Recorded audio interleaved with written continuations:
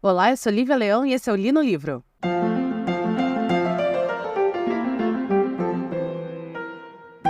Última quinta-feira do mês é dia, então, de episódio especial de Li no Livro e também é dia da nossa newsletter. Nossa newsletter vai ao ar toda última quinta-feira do mês, contando o que vai acontecer no mês seguinte, quais são as próximas leituras feitas aqui no Li no Livro, no próximo mês, no caso, março.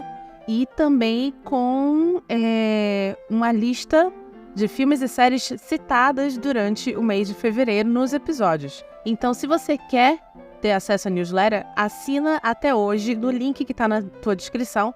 Essa newsletter, excepcionalmente hoje, vai ao ar às 9 da noite, não às 10, porque às 10 horas eu vou estar assistindo Duna 2. Então, eu não vou disparar esse e-mail de dentro do cinema. Então, até às 9 da noite hoje você consegue assinar a nossa newsletter para saber o que a gente vai ler no mês de março. E nesse episódio especial, o que a gente vai ter?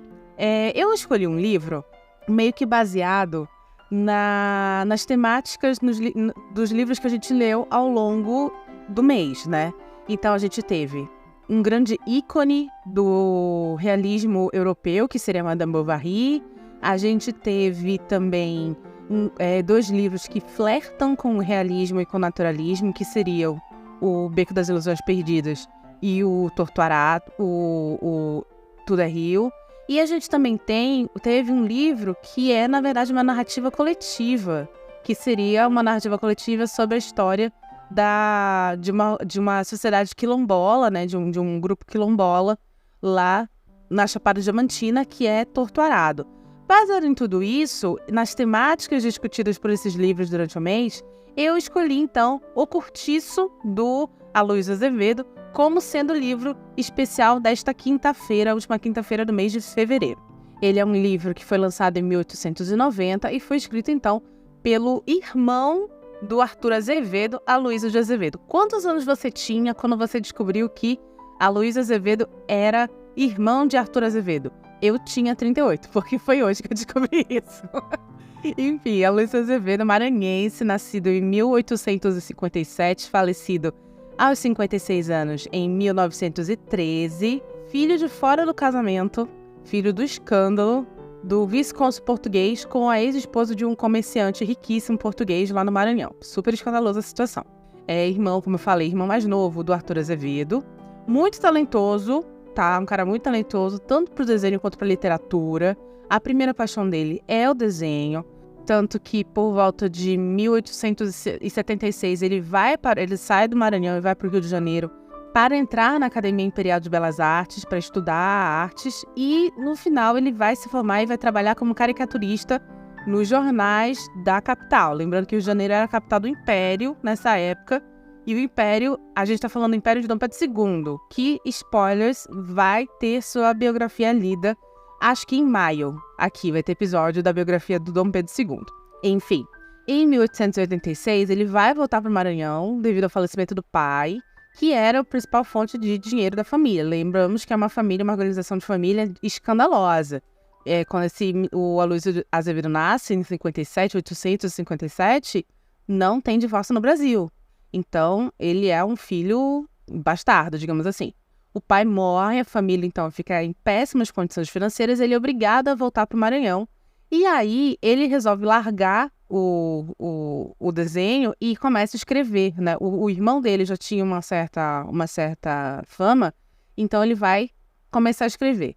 Em 1881, ele vai lançar um livro que vai inaugurar uma escola literária chamada Naturalismo, e esse livro se chama O Mulato, que vai contar a história de um mulato,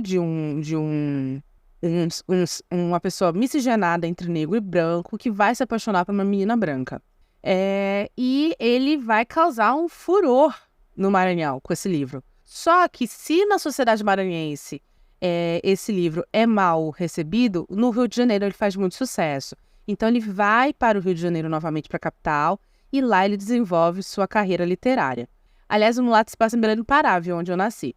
E para a gente entender mais ou menos sobre O Cortiço, que é o livro realmente que a gente vai resenhar hoje, resumir hoje, eu preciso que vocês entendam o que é a escola literária da qual a Luísa Azevedo faz parte, que é o naturalismo. A gente falou sobre uma outra escola literária no primeiro episódio desse ano, que seria o Madame Bovary, chamada realismo. O naturalismo, eu dei uma adiantada no episódio passado, é uma vertente dessa escola literária. Ela é uma vertente mais radical. Por quê? Porque, primeiro, vai haver dentro do naturalismo algo que não tem no realismo, que é um recorte social para comprovar as teorias naturalistas. E essas teorias, elas querem dizer que o indivíduo ele é determinado por duas coisas, pelo ambiente em que vive e pela sua hereditariedade. O naturalismo vai beber muito no darwinismo, onde eles vão pegar partes do darwinismo para falar que, mediante o ambiente que aquele indivíduo vive e a sua hereditariedade, é que a gente vai conseguir ter uma evolução. Como assim? Os mais fortes que conseguem se adaptar ao ambiente e se adaptar às determinações de sua hereditariedade é que vão sobreviver. Então, é daqui que a gente tem esse cruzamento entre o naturalismo e o darwinismo. Ele também vai se distanciar do realismo quando a gente fala sobre a escrita, já que a gente está falando de escola literária. Nós temos naturalismo em outras artes. Mas dentro do mundo literário, ele também vai se distanciar do realismo em comparação com a escrita, já que a gente tem um recorte social e a gente tem protagonistas de classes sociais que não são abastadas no naturalismo, nós vamos ter escritas que são muito mais próximas à linguagem falada dessas classes sociais do que, por exemplo, no realismo, em que você tem a linguagem escrita muito mais próxima do que a gente tinha, na verdade, como sendo o status quo literário. E a gente também tem outra coisa, a gente não tem julgamento moral dentro do naturalismo, tá bom? Porque o naturalismo, ele prega uma aproximação do indivíduo com seus instintos animais. Tanto que você tem muito dentro do naturalismo descrições como, por exemplo, eles lavavam seu lombo. Você tem comparações de partes humanas com partes de animais. E já que você tem esse instinto tão presente dentro dessa descrição, você também tem, obviamente, um erotismo muito presente. Você tem ciúmes muito fortes, você tem amores muito fortes. Tudo é muito intenso porque ele é muito mais conectado com o lado animal do ser humano do que com o lado racional do ser humano. Outro grande autor naturalista, que eu não sei se eu citei no Madame Bovary, é um cara chamado Émile Zola, que escreveu um livro fabuloso chamado Germinal. Se você um dia quiser ler um livro naturalista europeu, pegue Germinal, que é uma das coisas mais incríveis que eu já li na minha vida. Aliás, assim como o Curtiço, eu li Germinal na adolescência. O Curtiço eu li, se eu não me engano, para o vestibular. Eu não vou lembrar, porque eu tentei USP 3 vezes, né? E então eu não vou lembrar quais eram realmente os livros que eu estava lendo e que ano. Mas eu lembro que os anos que eu peguei foram anos muito bons, porque eu lembro que teve Curtiço, teve Primo Basílio, teve Camões, Lusíadas, especialmente Inês de Castro e Velho do Restelo. Então, assim, eu tive obras literárias muito boas nos meus anos de preparação para o vestibular, que, assim, foram super importantes para mim, para me guiar como leitora depois. E eu li nessa época, que a gente estava falando na aula de História sobre Revolução Industrial e um monte de coisa, e eu li Germinal. A gente assistiu o filme, a gente leu o livro, e foi também fabuloso. Então, assim, super recomendo Émile Zola, Germinal. Mas, enfim, 10 minutos de episódio, eu já vou dar aqui a pausa, porque, na verdade, eu quero que esse episódio seja um pouquinho mais curto, por ser um episódio extra. Eu vou tentar que ele não passe dos 25 minutos. Então, já vou aqui dar pausa para, quando eu voltar, eu já comentar com vocês a história de O Curtiço. Mas deixa eu deixar muito claro, este livro é de 1890. Ele vai ter spoiler, tá bom? Então, já estou lhe avisando que quando a gente voltar, vamos ter spoiler.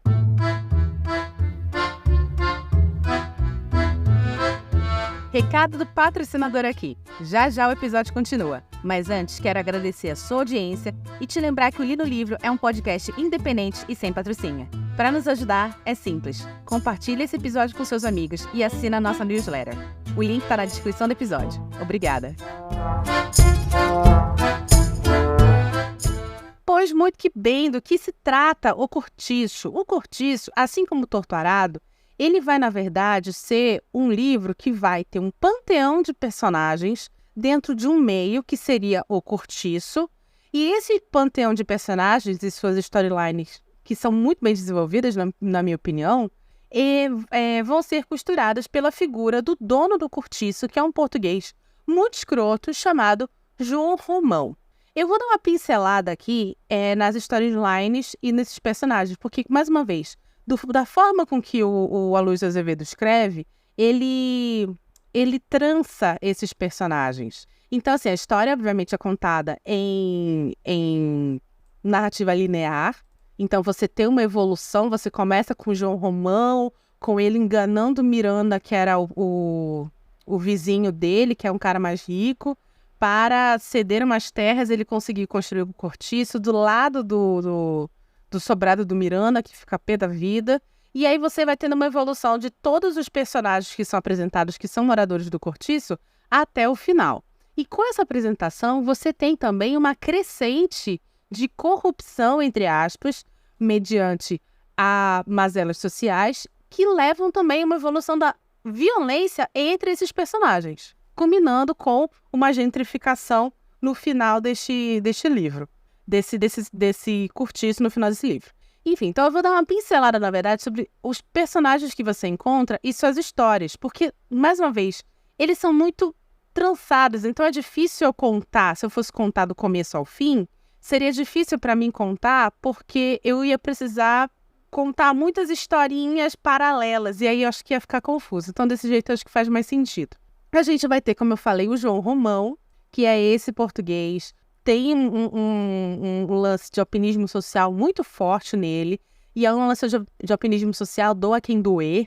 Então, as pessoas querem porque ele quer, alçar o seu status social, independente em quem ele pisa, e ele vai ter como rival, entre aspas, porém também como objetivo, atingir o mesmo patamar social que o Miranda, que é esse dono desse sobrado, colado no cortiço que o João Romão vai abrir. E esse cortiço vai ter um panteão de personagens. O João Romão, ele também tem uma pedreira e ele, na verdade, não tem uma venda. Ele é amigado com uma ex-escrava, uma escrava fugitiva chamada Bertoleza, e ela meio que é a dona da venda, porque meio que eles dividem essa venda, mas quem cuida é ela. E tudo que ela ganha, ela dá para ele porque ela quer comprar sua alforria. Ela é uma escrava fugida. E quando eu comecei a ler esse livro e dizia assim, então todo o seu ordenado ela dava na mão de João Romão para ele guardar, menino, passou na minha cabeça na hora, amiga, não faz isso, amiga.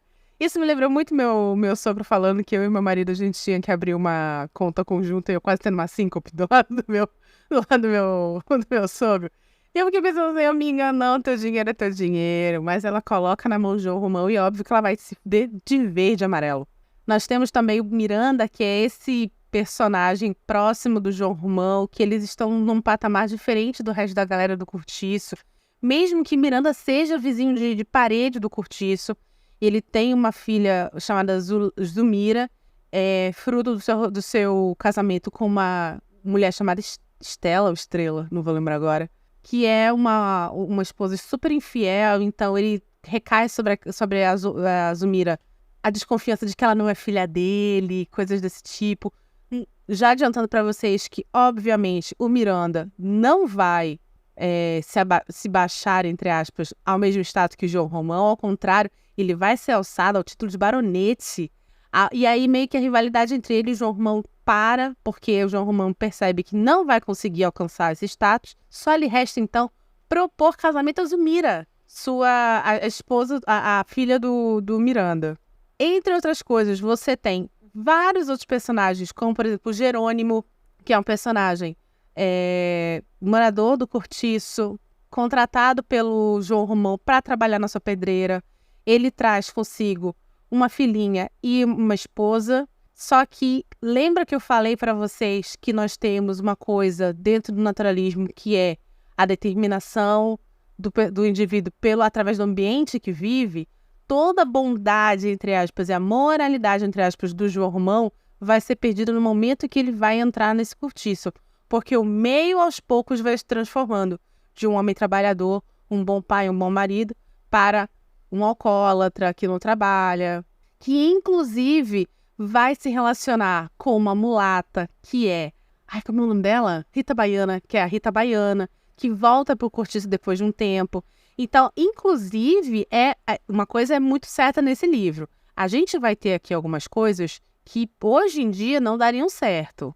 Mesmo que a Luísa de Azevedo fosse um abolicionista, ele é um homem do seu meio. Então, uma das coisas que é mostrada como Jerônimo sendo influenciado pelo meio do cortiço é ele deixar sua esposa branca para ir ter um caso com Rita Baiana, que é uma mulher mulata. Aliás, existe um momento aqui no livro que o Aloysio de Azevedo vai escrever assim: como toda miscigenada, ela gostava muito de dar. Uma coisa nesse nível, assim, sabe? Gostava de ter vários parceiros. Então, é uma coisa complicada. Então, assim, João Romão é português, Jerônimo é português, Miranda não lembro. Mas você vai ter outro personagem também, que é uma mulher chamada Leocádia, que é uma portuguesa. E todos são assim. Eles são europeus que são influenciados pelo meio do cortiço, que não é o meio do qual eles oficialmente pertenceriam. Então a gente vai ter isso, mesmo o Luiz de Azevedo sendo um grande abolicionista assumido, por sinal, tá? A gente precisa ter isso em mente. Aliás, o Jerônimo também, para mim, é muito claro como exemplo da evolução da violência dentro desse livro, porque no momento em que ele começa a cair no alcoolismo, abandona a esposa, abandona a filha, vai se envolver com a Itabaiana, ele vai entrar em confronto com o Firmo, que é o ex-namorado da Itabaiana, que é um capoeirista. E ele vai ter, por exemplo, uma cena que ele toma um talho, um talho que eu falo é uma facada, né? Eles cortam, na verdade. O Firmo corta a barriga do Jerônimo, que fica mal. E depois que ele se recupera, ele vai atrás do Firmo e mata o Firmo. Então, existe uma evolução de violência. Quando o Jerônimo tá mal, sendo cuidado da barriga, nós temos a entrada de uma outra personagem, que é a Pombinha. E aí, sua mãe, Dona Isabel. Pombinha, ela é letrada. Ela é uma menina letrada, de 18 anos, virginal, super comportada. Está sendo criada para se casar com um menino chamado João da Costa. E por que ela não se casou ainda? Porque ela nunca menstruou. Então, a gente tem aqui, muito claro, uma regra de que se não menstrua ainda, não está pronta para se casar, não está pronta para consumar seu coito, seu marido, seu casamento. Então não pode. E a Pombinha, ela inclusive escreve as cartas para as pessoas que moram no cortiço, porque as pessoas não sabem ler nem escrever. E ela é uma menina letrada. Então ela vai e escreve para a galera e tal. E aí, isso não fui eu, tá? Isso daí foi uma interpretação que eu vi durante a pesquisa do livro. Já que a gente tem, no naturalismo, o ambiente influenciando o indivíduo, existe uma influência também fisiológica nesse indivíduo.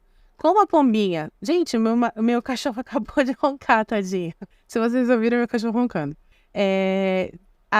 Assim como você tem uma influência moral, entre aspas, no Jerônimo, você tem uma influência fisiológica na Pombinha. Como ela escreve as cartas daquelas pessoas, ela conhece profundamente todo mundo desse cortiço. E é dito nessa interpretação, que agora eu não vou lembrar quem fez, mas foi no Goodreads, tem nessa leitura, nessa escrita das cartas, um conhecimento profundo desses personagens, especialmente dos homens, o que faz com que a Pombinha, fisiologicamente, não menstrue, porque ela vê todos esses homens como pessoas com desvios de caráter muito profundos.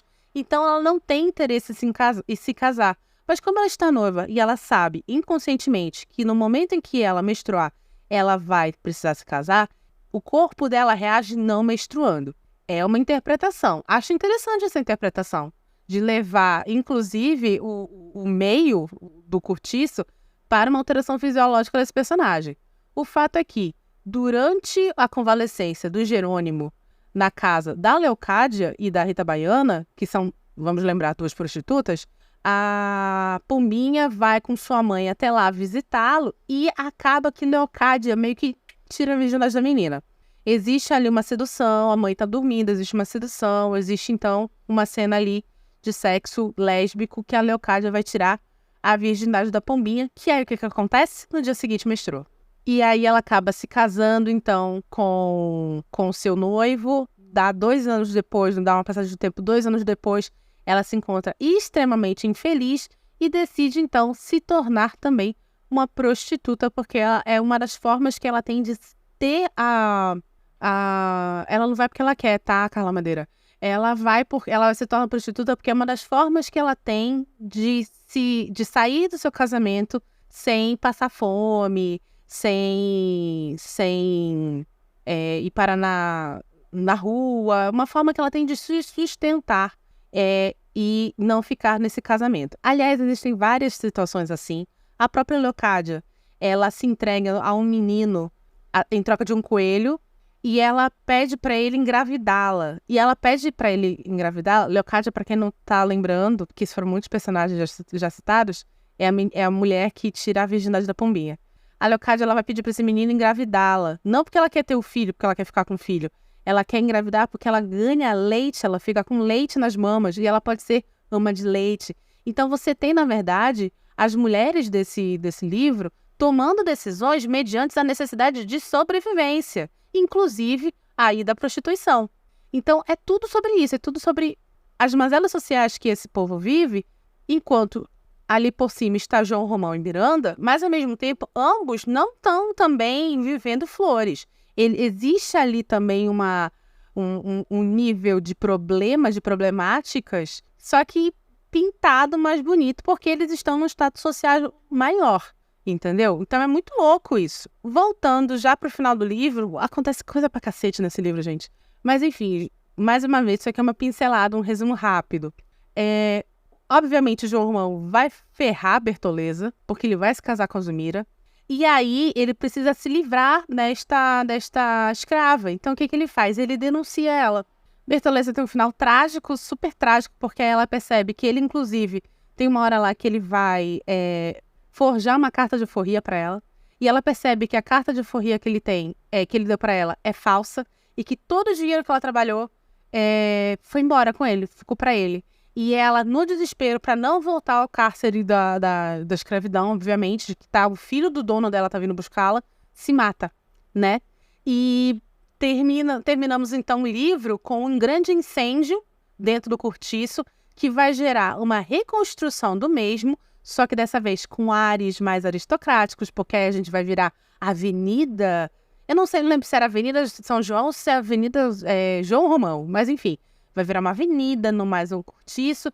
E as pessoas que ali moraram vão sofrer o quê? O processo de gentrificação da área, que eles vão ter que sair, porque eles não conseguem mais viver no local que eles viviam antes, porque esse local mudou de status. O que é muito louco, porque o local muda de status, mas não as pessoas. E aí eles são obrigados a se mudarem para um novo cortiço chamado Cabeça de Gato. O que é muito louco, porque hoje em dia eu moro na Vila Prudente, já falei isso aqui em outros episódios, e a Vila Prudente tá vivendo agora um processo de gentrificação.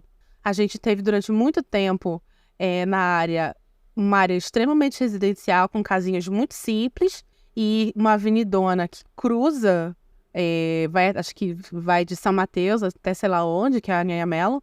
E aqui nessa área você tem muito comércio, principalmente de carro, né? De revendedora de carros, as coisas. E ao redor, casinhas muito pequenas, inclusive comunidades, né? Comunidades de classe D e tal, ao redor.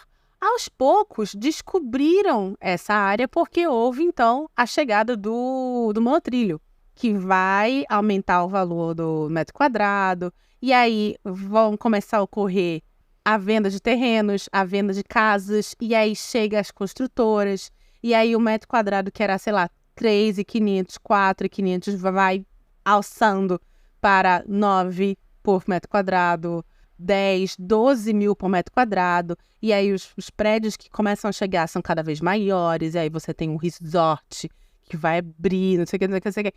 E as pessoas que aqui moraram, que estão morando aqui há 20, 25 anos, 30 anos, precisam ser empurrados para mais longe dentro da Zona Leste, porque estamos passando aqui por um processo de gentrificação.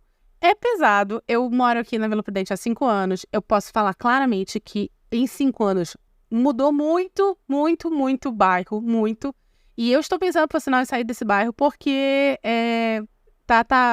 eu não sei se eu consigo manter, entendeu? O prédio que eu moro é um prédio mais simples, que graças a Deus, do ponto de vista de investimento, aumentou muito o valor, mas a região, assim, tá mudando muito, é uma região que tá ficando muito boa, entre aspas, para morar, mas a gente tá sendo engolido por prédios gigantescos ao nosso redor. E eu e o André, a gente tava super realmente pensando em sair, e somos pessoas de classe média baixa, na minha opinião. Embora eu ganhe muito bem, nós não estamos próximos do 0,5% que domina as finanças brasileiras. Então, somos classe média baixa. Acho que em breve precisaremos sair de Vila Prudente. Mas, enfim, é um processo de gentrificação. E vai piorar. Saiu uma PL para incentivo de triplicar ou duplicar a população da Vila Prudente através de incentivos a construtoras e novas construções aqui. Então, o negócio tende a, em 10 anos, piorar, né? Piorar que eu falo vamos ter uma infraestrutura para grandes condomínios clube.